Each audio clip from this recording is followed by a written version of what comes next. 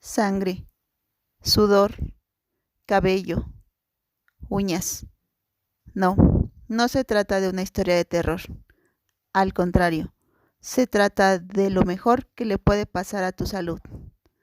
La obtención de muestras de laboratorio se da en distintas regiones del organismo humano y se obtienen muestras para hacer pruebas en laboratorio que ayuden a determinar las condiciones óptimas o mejorables de tu estado de salud.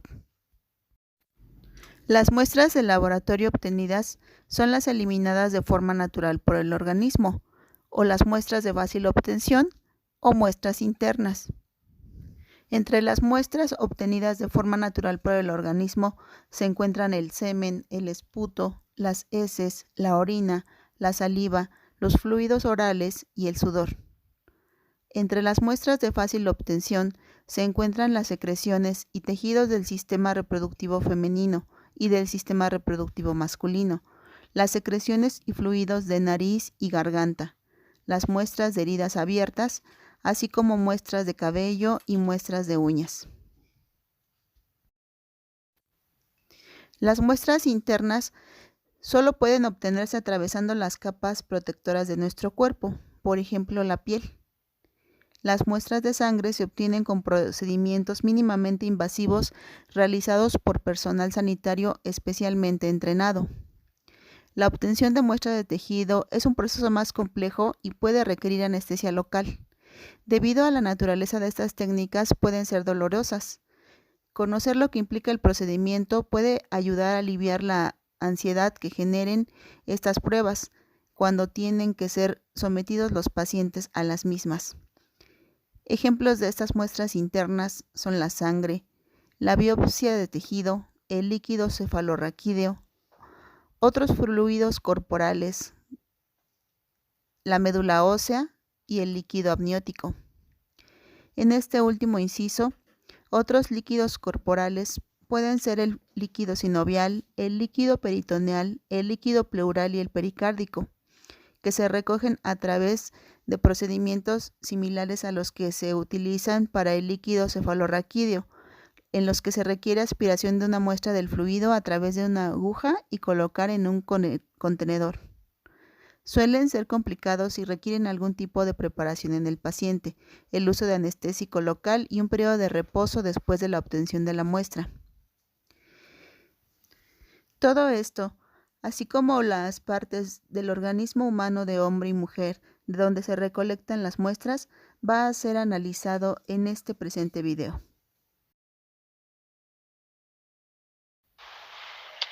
Analizaremos la biopsia de piel, la cual es un procedimiento en el que se extrae una pequeña muestra de piel para que sea examinada.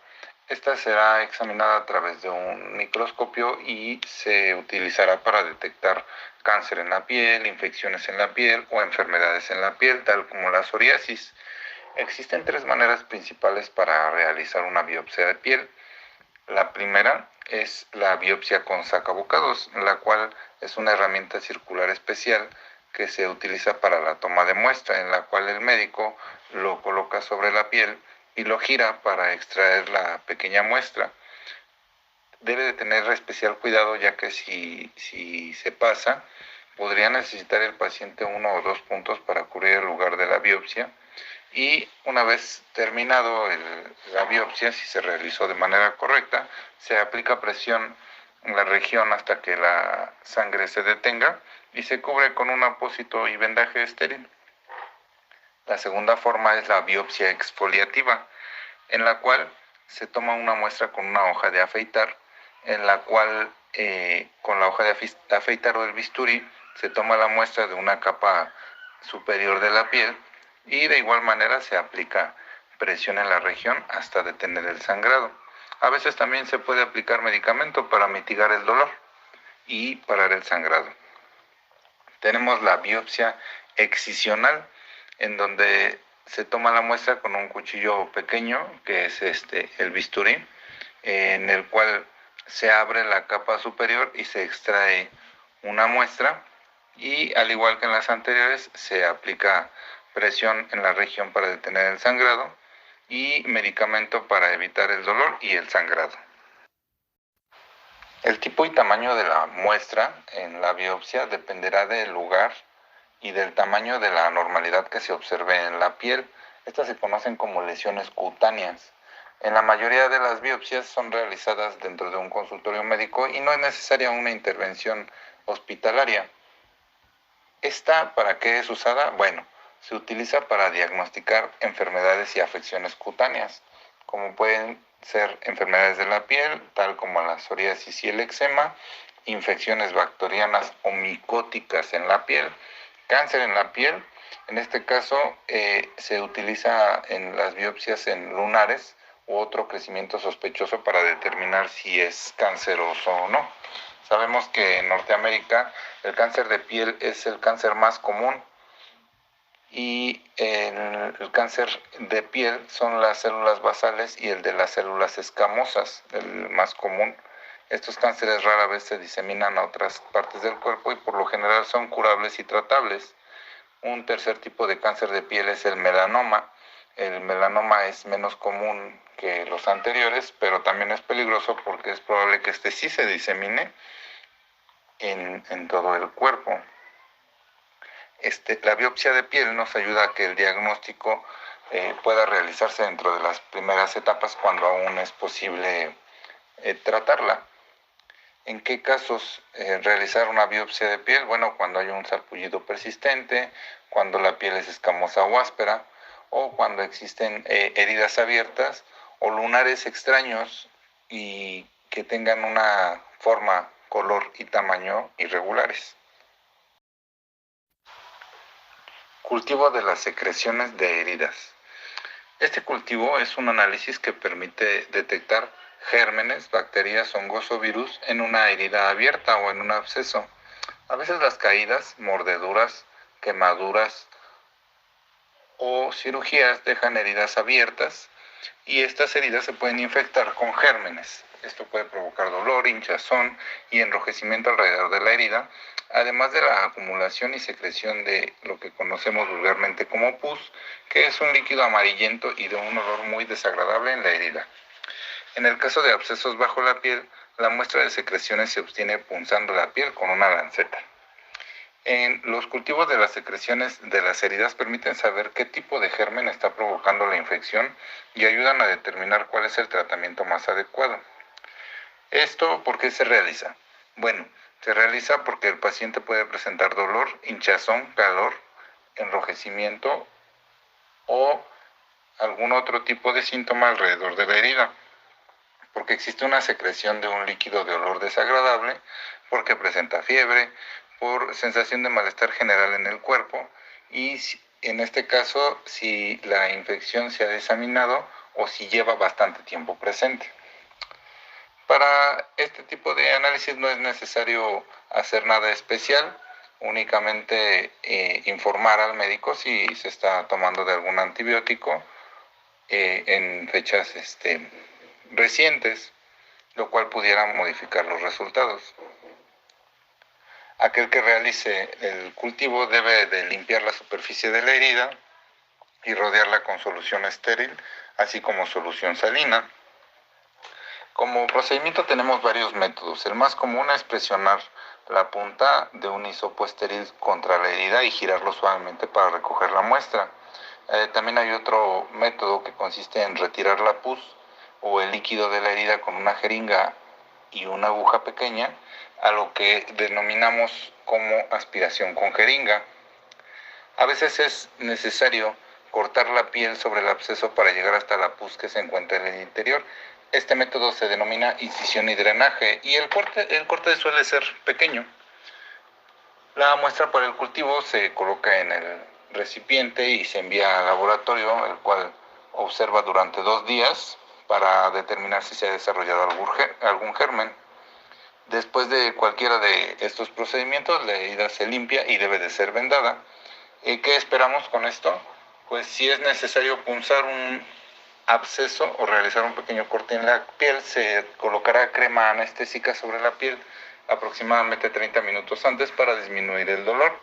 Se sentirá presión y malestar durante la incisión y drenaje, pero no debe de sentir dolor. Esto Más que nada se realiza para la determinación de bacterias, hongos o virus que se pueden encontrar en las heridas que se pueden tener en el cuerpo.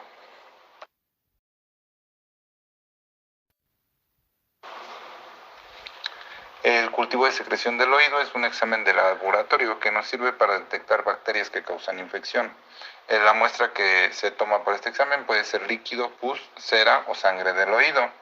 ¿Cómo se realiza este estudio? Bueno, pues se necesita una muestra de secreción del oído y se utilizará un hisopo para recolectar la muestra del interior del conducto auditivo externo. En algunos casos se recoge una muestra del oído medio durante cirugía de oído. Esta muestra es enviada al laboratorio y se coloca en un medio de cultivo para evaluarlo. Ese medio de cultivo debe de ser revisado para ver si ha habido proliferación de bacterias, hongos o virus. Se pueden hacer más exámenes para detectar bacterias específicas y determinar el mejor tratamiento. ¿Por qué se realiza este examen? Bueno, pues este examen se realiza en caso de que el paciente presente una infección del oído que no esté mejorando con el tratamiento, que exista una infección del oído externo, lo que se conoce como otitis externa, una infección del oído con un tímpano roto y secreción de líquido. También se puede hacer como parte de rutina de una miringotomía. Las infecciones del oído se diagnostican con base a los síntomas, más allá que lo que se obtiene en el cultivo. Si el examen es normal, quiere decir que no existe proliferación alguna en el cultivo. Los rangos de los valores normales pueden variar generalmente entre diferentes laboratorios y serán ellos los que determinen cuál será el mejor resultado. En caso de que nos encontremos con resultados anormales en este medio de cultivo, podemos entender que existe una infección que puede ser causada por bacterias, virus y hongos, y también pueden revelar qué microorganismo es el que está causando la infección y poder así el médico elegir un tratamiento apropiado para eliminar bacteria, hongo o virus. Toma de muestra de médula ósea. La biopsia y la aspiración de médula ósea son procedimientos que permiten extraer y analizar la médula ósea, que es el tejido esponjoso que se encuentra al interior de algunos de nuestros huesos más largos. La aspiración y biopsia de médula ósea puede indicar si la médula se encuentra sana y si produce las cantidades normales de células sanguíneas. Los médicos utilizan estos procedimientos para diagnosticar y controlar las enfermedades de la sangre y de la médula, así como algunos tipos de cáncer y fiebre de origen desconocido. Sabemos que la médula está formada por una parte líquida y una parte más sólida. En una aspiración se utiliza una aguja para extraer una muestra de la parte líquida y en una biopsia se utiliza una aguja para extraer una muestra de la parte sólida.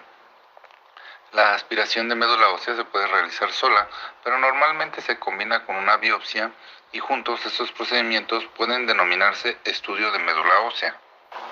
Este estudio nos ofrece información detallada sobre el estado de la médula ósea y las células sanguíneas y es realizado para diagnosticar una enfermedad o afección que involucre la médula ósea o las células sanguíneas, determinar la fase o el avance de una enfermedad, determinar si los niveles de hierro son adecuados, supervisar el tratamiento de una enfermedad, investigar una fiebre de origen desconocido. Un examen de médula ósea se puede utilizar para determinar algunas otras afecciones, como la anemia, trastornos de células sanguíneas en los cuales se produce un exceso o una cantidad muy baja de determinados tipos de células sanguíneas, como leucopenia, leucocitosis, trombocitopenia, trombocitosis, pancitopenia y policipemia. Tipos de cáncer en la sangre o la médula ósea como leucemias, linfomas o mielomas múltiples. Tipos de cáncer que se han esparcido desde otras áreas como de las mamas hacia la médula ósea. Hemacromatosis, fiebres de origen desconocido. ¿Cómo prepararse para un análisis de esta naturaleza? Bueno, con frecuencia este tipo de análisis se realizan de manera ambulatoria y no requieren ninguna preparación especial. Sin embargo, sí se recibirá un sedante durante el examen de médula ósea. Es por ello que el médico solicitará un ayuno de por lo menos 8 horas antes de someterse al procedimiento.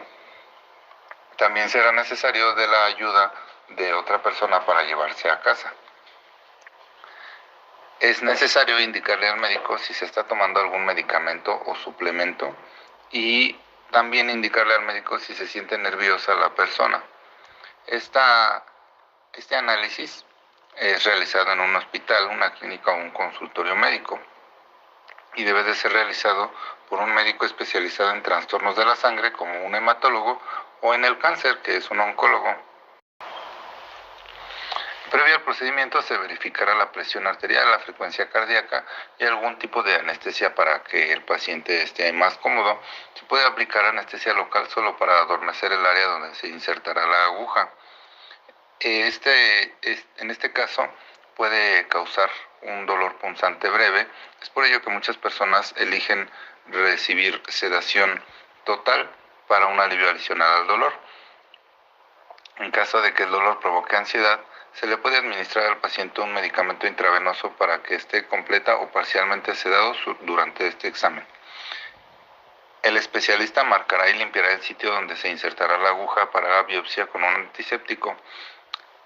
En caso de el líquido sería aspirado, en caso de muestra sería biopsia, que suelen obtenerse a partir del borde superior de la parte posterior del hueso de la cadera, que es la cresta ilíaca posterior. A veces se puede recurrir a la parte anterior de la cadera. Tendrá que estar recostado boca abajo y de costado y taparán su cuerpo con una tela de manera que solamente quedará visible el sitio del examen. En el caso de aspiración de médula ósea, que usualmente es lo primero que se hace, el médico o personal de salud realizan una pequeña incisión en la piel, después colocan una aguja hueca a través del hueso hasta alcanzar la médula ósea. Con una jeringa colocada en la aguja se extrae una muestra de la porción líquida de la médula y se puede sentir un pinchazo o dolor breve y punzante. La aspiración solo tarda unos pocos minutos. Se puede tomar varias muestras en este caso. El equipo de atención médica verifica la muestra para asegurarse que sea apropiada y en casos excepcionales el líquido no se puede obtener y la aguja se desplaza para realizar un nuevo intento. En el caso de la biopsia de médula ósea, el personal especializado utiliza una aguja más grande para obtener una muestra de tejido de médula ósea sólida. La aguja para biopsia tiene un diseño especial para extraer un cilindro tisular de la médula ósea. Una vez terminado el procedimiento, se aplica presión sobre el área donde se insertó la aguja para detener el sangrado y se coloca una venda sobre el sitio. Si aplicaron anestesia local, se le pedirá al paciente que se recueste boca arriba durante unos 10 a 15 minutos y se aplicará presión sobre el sitio de la biopsia. Después, el paciente puede irse y continuar con su día, pudiendo tomar y retomar sus actividades normales en cuanto el paciente sienta que puede hacerlo. Si hubo una sedación intravenosa, será llevado el paciente a un área de recuperación y deberán llevarlo a casa y utilizar por lo menos 24 horas para recuperarse. Se puede sentir sensibilidad durante una semana o más después del estudio, pues por ello que el médico puede recetar algunos analgésicos para disminuir el dolor. El vendaje deberá estar colocado durante las 24 horas. Se le solicita al paciente que no se duche ni se bañe por lo menos 24 horas para evitar mojar la herida, y deberá de estar pendiente el paciente en caso de sangrado que atraviese el vendaje y que no se detenga con la presión directa, que exista fiebre persistente, molestia o dolor que empeore, hinchazón en el sitio del procedimiento o enrojecimiento que aumente o drenaje en el sitio del procedimiento. Para ayudar a reducir este sangrado, se solicita que evite actividades extenuantes y pesadas como ejercicios durante 1 o 2 días. Para hablar de los resultados, sabemos que la muestra de médula ósea es enviada a un laboratorio para que se realice un análisis. Usualmente tarda varios días y El laboratorio debe de ser especializado en análisis de biopsias, esto es, un patólogo o un hematólogo debe de evaluar y determinar si la médula está produciendo las suficientes células sanguíneas saludables y detectar células anormales. Esta información puede ayudar al médico a confirmar o descartar un diagnóstico, determinar la progresión de una enfermedad o evaluar si el tratamiento está funcionando, y en caso de los resultados que se arrojan se puede necesitar pruebas de seguimiento.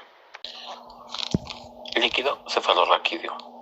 El líquido cefalorraquídeo es un líquido transparente e incoloro que se encuentra en el cerebro y la médula espinal. Su función es proteger al sistema nervioso, actuando como amortiguador de los impactos repentinos y evitando lesiones del cerebro y la médula espinal. El análisis del líquido cefalorraquídeo puede incluir pruebas para diagnosticar enfermedades infecciosas del cerebro y la médula espinal, como meningitis y encefalitis, trastornos autoinmunitarios como el síndrome de Guillain-Barré y la esclerosis múltiple, o sangrados en el cerebro, en este caso tumores cerebrales. La obtención de la muestra se obtendrá a través de antes de establecer cualquier terapéutica antibiótica. Quien realice la toma de la muestra deberá lavarse las manos previo al procedimiento, colocarse sobre túnica y guantes estériles.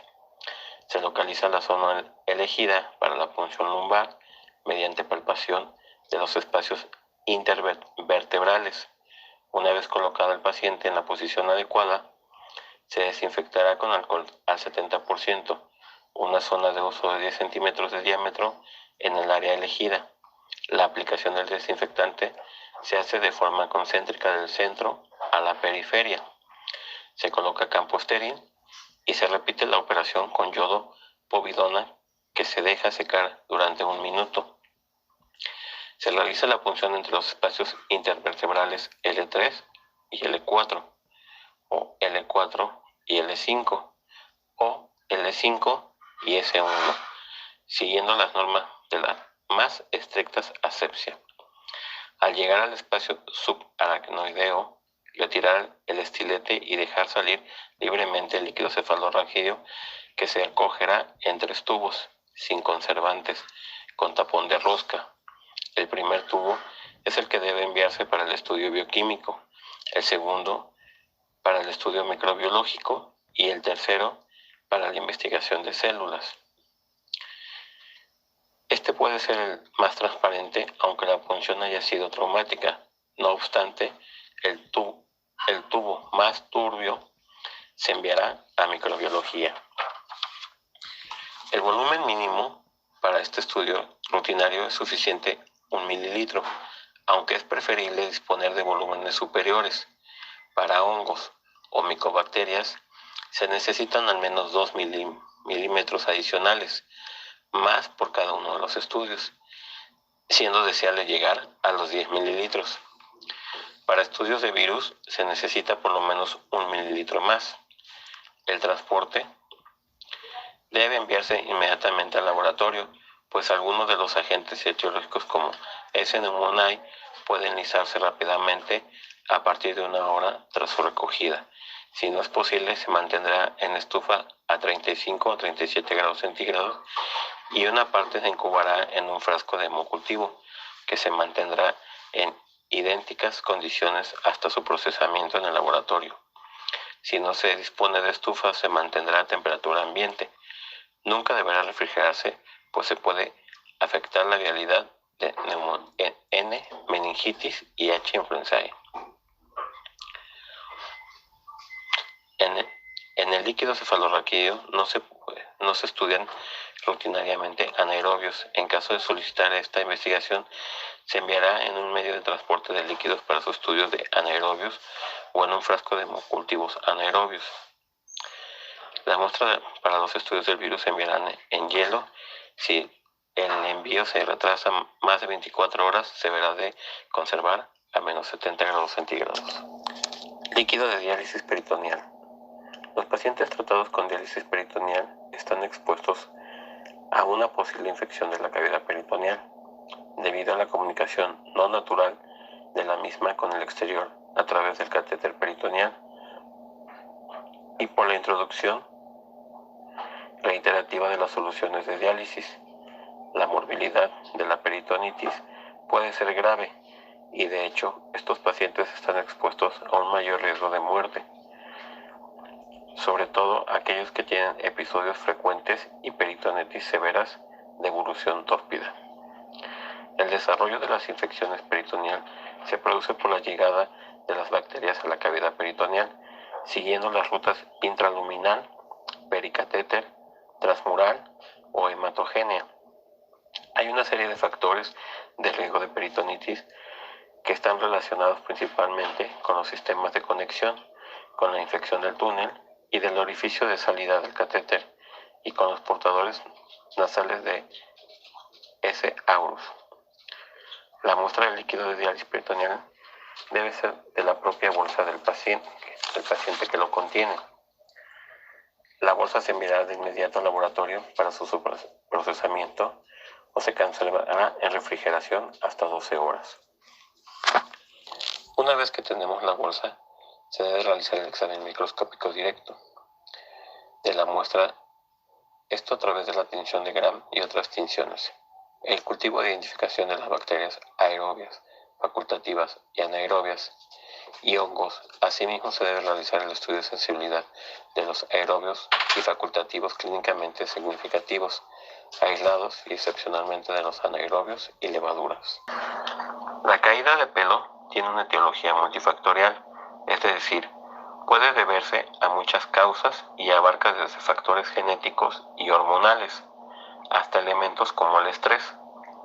El cabello se compone mayoritariamente de proteínas y el resto lo forman lípidos, pigmentos y elementos minerales que van a reflejar una serie de procesos metabólicos relacionados con la ingesta, eliminación y estado hormonal de cada persona.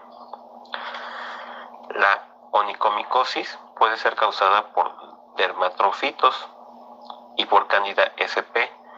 En el caso de los dermatofitos, en general, la lesión es distal y lateral. Generalmente la uña se engruesa y se vuelve amarillenta. Las más comunes se deben a tricofito, mentagrofites y a veces por Trichophyton rubrum. La infección producida por Candida sp es proximal y no hay engrosamiento de la uña ni pérdida del brillo. En piel puede encontrarse Malassezia sp, produciendo la pitiriasis versicolor. Malassezia sp produce dermatitis seborreica en el entrecejo del recién nacido. En la toma de muestras de piel, rasparemos el borde de la zona afectada con el bisturí y colocaremos el material obtenido en una caja de Petri. Otra forma es colocar sobre la lesión una cinta adhesiva y luego colocaremos sobre un portaobjetos. En caso de un intertrigo por levadura en axilas, ingle, pliegues de dedos o submamario, lo tomaremos con un hisopo la muestra. En las uñas, la muestra la tomaremos con raspado de la lesión, con bisturí o con algún instrumental que permita el raspado. Se coloca el mismo en una caja de Petri. Y el pelo, se raspa el cuero cabelludo con bisturí y se sacan pelos con una pinza y todo lo colocaremos en una caja de Petri. El material que ocuparemos es la espátula de platino flexible o ansa bacteriológica, el anestésico local y los portaobjetos limpios con círculos marcados. A nivel ocular, hablaremos solamente de dos muestras, el exudado conjuntival y los raspados corneales. El exudado conjuntival nos sirve para el diagnóstico de conjuntivitis de causa bacteriana. Estas son a menudo unilaterales. De todas maneras, se hará la toma de muestra de ambos sacos conjuntivales por separado para poder valorar la microbiota normal. El material que ocuparemos son hisopos con medios de transporte y suero fisiológico estéril. En la técnica debemos obtener la muestra antes de la instalación de los analgésicos locales, colirios o antibióticos. Con un hisopo mojado en suero fisiológico, frotaremos sobre la conjuntiva tarsal inferior y el fornix de afuera hacia adentro. En la investigación de clamidia, trachomatis, everteremos el párpado y frotaremos con la toronda la superficie conjuntival con un hisopo. El número de muestras debe utilizarse un hisopo para cada ojo y el transporte y conservación debe ser inmediato, y cuando no sea posible, utilizaremos hisopos con medio de transporte tipo Stuart o Amies, que se mantendrán a temperatura ambiente, y para clamidia se utilizará un medio de transporte diferente. En los raspados corneales, la toma la realizará un oftalmólogo de preferencia. Si en dado caso no se pudiera, la tomaremos nosotros. Antes de iniciar la toma del raspado corneal, tomaremos exudados conjuntivales para descartar o valorar posibles contaminaciones. Empezaremos aplicando 1 o 2 gotas de anestésico al paciente en la córnea. Preferiblemente se utilizará clorhidrato de proparacaína, ya que es el anestésico local que inhibe menos el crecimiento bacteriano. Rasparemos suavemente la córnea con la espátula sin inducir sangrado. El material obtenido deberá cultivarse directamente en una placa de agar sangre y otra pequeña parte se extiende sobre un portaobjetos limpio.